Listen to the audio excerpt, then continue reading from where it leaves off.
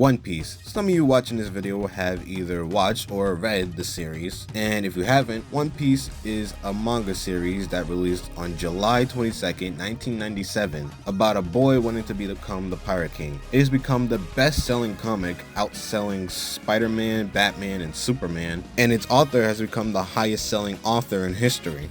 But that's not what we're here to talk about today. Today we're here to talk about its anime adaptation, which released in October 20th, 1999, a whole 2 years after its release. And I got into One Piece because of the anime adaptation. And as someone who's been viewing the anime for a long time, it has some problems. The first one is that the art style and animation can be a bit wonky at times. And it's super noticeable in the time skip from Fishman Island all the way to Zou.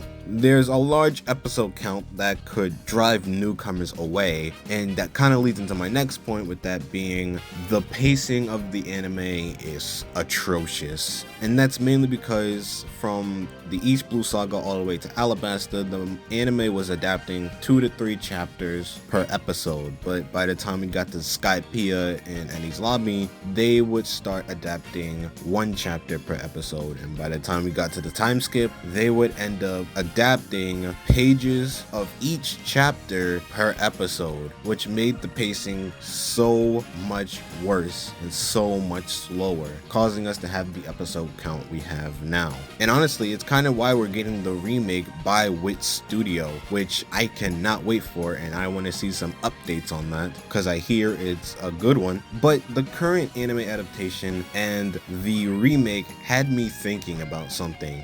What if One Piece got the Jojo's Bizarre Adventure treatment when it came to its anime adaptation? Now, I know what you're saying. James, what the hell are you talking about? And trust me, when I say the Jojo's Bizarre Adventure treatment, I'm not talking about the way Netflix is handling them.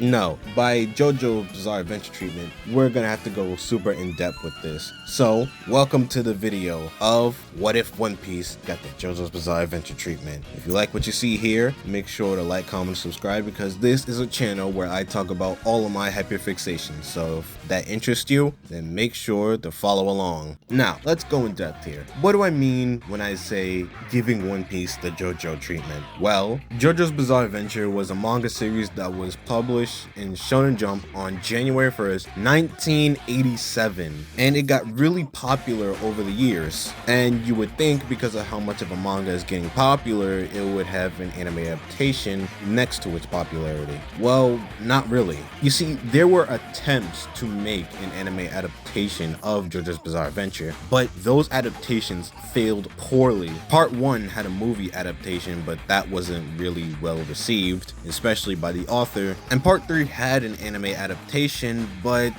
they would frequently skip parts in the manga just to get to the Dio fight. Not to mention that most characters and the name of stands would be named after famous songs here in the West, which would have a whole bunch of copyright issues. So the copyright issue and the author wanting to hold off on an anime adaptation because it wouldn't accurately represent his art style made the franchise not get an anime adaptation, but it would somehow still remain popular, with it getting video games and stage plays. It wasn't until 2012 that an anime adaptation was going to be released, and it was done by David Productions. So now, keep in mind, by the time we got an anime adaptation for JoJo's Bizarre Adventure, we were already in part 8 of the series, and to be honest, that still surprises me to this day. And the fact we're on Steel Ball Run while Araki is making part 9 is also insane.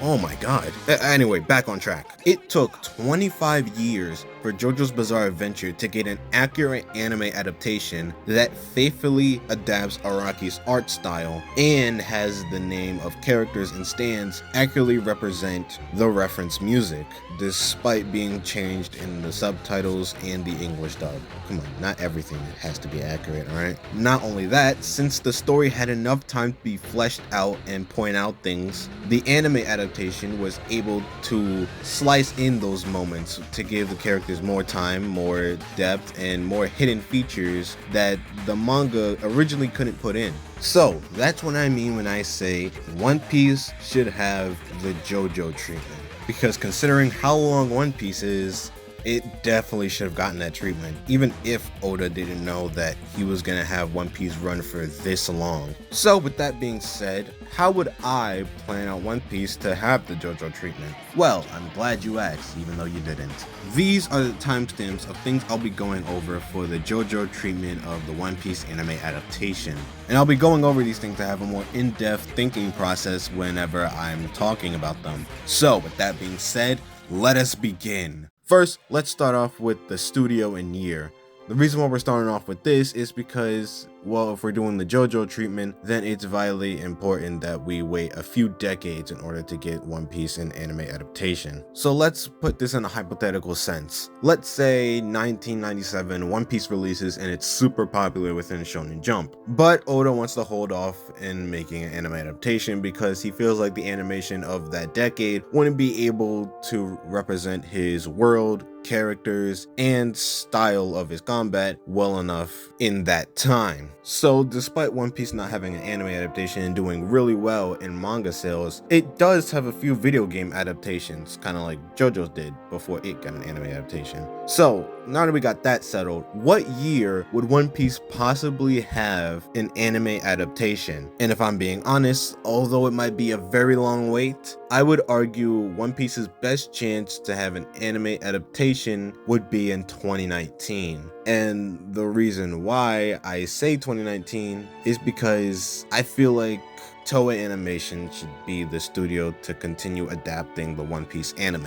Now, you may think I'm insane for saying this, and I wouldn't blame you. I mean, you can choose what studio would work best for the anime adaptation of One Piece in 2019 in the comments below if you really are pissed about this answer. But me personally, I still believe that Toei Animation should animate the One Piece anime adaptation if it did get the Jojo treatment. But you guys also have to think, there's a reason why I chose 2019 specifically, especially when it comes to Toei Animation. You see, in the 90s, Toei was doing really well with its animation work on Dragon Ball, Sailor Moon, and yes, even One Piece at that time. But as we move on to the 2000s, the animation could get a bit iffy, pacing was getting a little slow at times, and when we reach the 2010s, that's when I believe we reach what I like to call the dark ages of Toei when it comes to animation, because the animation begins to look stiff, the art styles look a bit off and flat. Like, the adaptations in this time look like they were being made on the cheap when animated by Toei during the early to mid 2010s. But when we reach 2017 to 2019, that's when Toei Animation's animation style looked a lot better because it started looking like it was a goddamn movie. I mean, you have the Sailor Moon Crystal series after season 3, Dragon Ball Super in its Tournament of Power arc, Dragon Ball Super Broly existing. 2019 was when the Wano arc started in the anime, and we all know how good that looks. So yeah, that's why I think 2019 and Toei Animation are the best choices for the One Piece anime adaptation. Not only that, but this is when anime was going more into a seasonal format instead of a weekly format. Yeah, whether it was the 80s, 90s, or 2000s, anime would always stick to a weekly format when doing an anime adaptation, and they always ran into the issue with catching up with the manga. It wasn't until Attack on Titan and My Hero Academia's Season 2 dropped on the same day, on the same year,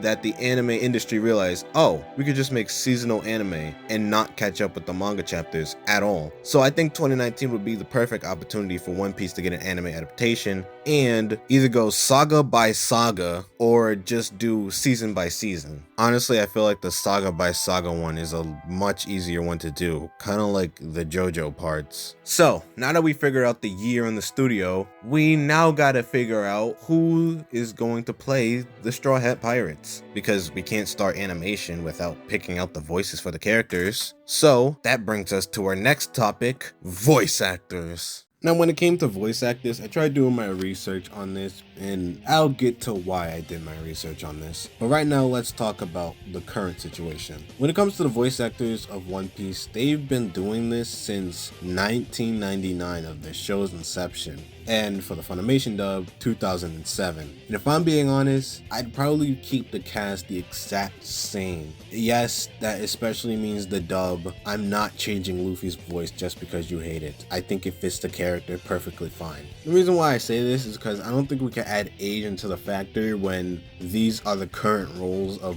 both of Luffy's voice actors in English and Japanese. So yeah, we'd probably keep the Japanese and English dub cast the exact same. But there was a reason why I said I did my research on this. And the reason why is because, well, if you've been a Jojo fan for a long time, you would know that there is a little game called Jojo's Bizzare Adventure All-Star Battle, which released in August 29th of 2013. The reason why I bring this up is because in this game, the characters from parts 3, 4, and 5 have vastly different voice actors than what they would have in the anime adaptation. As you see on screen, there is a list of the voice actors that voice specific characters in this game. Now, the reason why I'm showing you this is because by the time we get to the anime adaptations for these shows, well, the voice actors change entirely, like you see on screen right here. The only voice actors that remained the same were the ones from part 1 and 2 because their anime adaptations already came out by the time this game came out.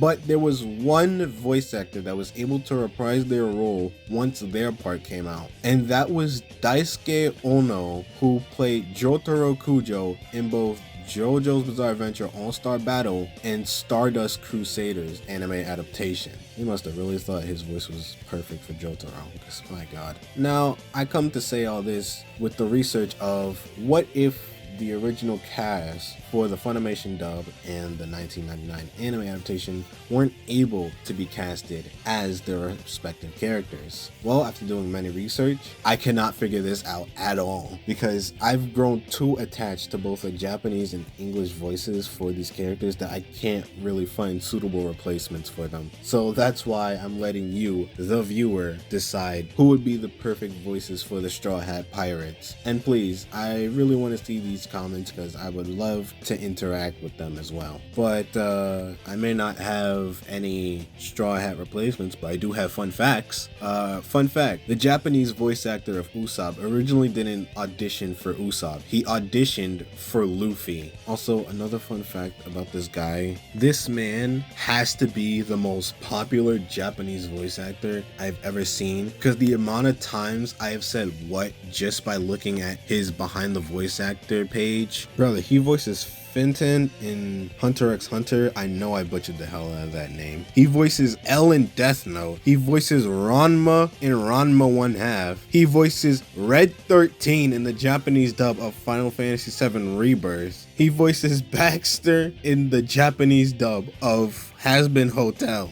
And he voices Inuyasha in Inuyasha. Like, this man has to be the most popular voice actor in Japan. I refuse to believe otherwise. Why does he have this many roles? Another fun fact, the English voice actor for Luffy was originally auditioning for the role of Nami and Robin until the voice director told her that she was actually auditioning for Luffy. But that was during 2007 when 4Kids lost the rights to dub One Piece. Back in the day when Toei was finding a dub studio to dub One Piece, originally it was between Odex, 4Kids, and Funimation. During the auditions for Funimation, Eric Val, who is the current voice of Sanji, auditioned to play Luffy instead. And one last fun fact, Colin Clinkenbeard, the English voice of Luffy, and Sonny Strait, the English voice of Usopp, have gone on record of saying that Oda had a hand in choosing the dub cast for the One Piece anime, while also getting approval from the Japanese voice actors. So yeah, that's a bit of a fun fact that I've learned while researching different voice actors for the characters and ultimately failing to find new voice actors for the characters. So now that we got that out of the way, let's move on to episode count. Now, the episode count of the original One Piece anime is well, let's just say huge is an understatement. And that's mainly due to bad pacing of the anime because, well, let's take a show that came out the exact same year as One Piece, and that show is SpongeBob SquarePants. I swear I'm going somewhere with this. SpongeBob began the exact same year the One Piece anime did, that being in 1999. And today, right now, in this year, SpongeBob has 330 episodes as the recording of this video. And compared to One Piece, that should not look different. So what do we do about this? Well, that's why I decided to allow this to release in 2019 so that we have enough chapters to adapt and we have the seasonal format now. So let's take Jujutsu Kaisen, Fear and Beyond James and Dandadan as an example. All of these shows managed to adapt 2 to 4 chapters per episode, which is the typical amount for an anime adaptation. And all of them have 12 to 28 episode long seasons. So if One Piece takes this approach, it would be perfect. And if we're going saga by saga, or if we're doing the seasonal thing, then it would be a lot more easier for Ichiro Oda to write the story more along the lines as the anime is adapting older arcs. And if we stay in this range, then One Piece should have around 300 or 400 episodes to its name, opposed to the 1,000. Or maybe it will have less episodes than what I estimated it to be, because I might have over exaggerated it a bit. I mean, after all, it's seasonal. And considering that My Hero Academia has like 170 episodes throughout its 8 seasons and JoJo's has 190 episodes throughout multiple parts, yeah, I might be over exaggerating a little bit. But yeah, that would be the episode count for the One Piece 2019 adaptation. Now let's move on to our final topic, where we talk about original and adding material to the anime. Now what do I mean by original and adding material? Well, it's kind of like in part 3 during the Anubis fight, David Productions decided to have Jojo read a marine magazine, and he ended up becoming a marine biologist in part 4. Or how Jonathan and Joseph have their Joestar birthmark when they didn't really have it in the manga. That's kind of what I mean by original and adding material. Like, say we see the Straw Hats hanging out more on the Sunny or the Merry-Go. We get some subtle foreshadowing to Gear 5. We try to dive deeper into the Straw Hat psyche. And we could probably adapt the cover stories of the manga. The anime tried to do this before, but they didn't really do well viewer-wise, so Toei just stopped. But I kind of wish they continued doing that, because there are a lot of plot relevant things that happen in those cover stories that gets lost with anime viewers. There are countless things that could be added to the One Piece anime if it got the JoJo treatment, and it's honestly boundless with how many chapters there are in the series. So yeah, that would be my pitch if One Piece got the JoJo treatment and got released in 2019. Honestly, this was a fun little experiment I got to do, because I've always thought about this for a while now, considering when I was in high school I found out JoJo's Bizarre Adventure came out in 1987 and not close to when the anime adaptation was made, which blew my mind. So I'm really glad I got to do this with one of my favorite anime series. So tell me what you guys think about the One Piece JoJo treatment in the comments below, and I hope to see you guys next time. See ya.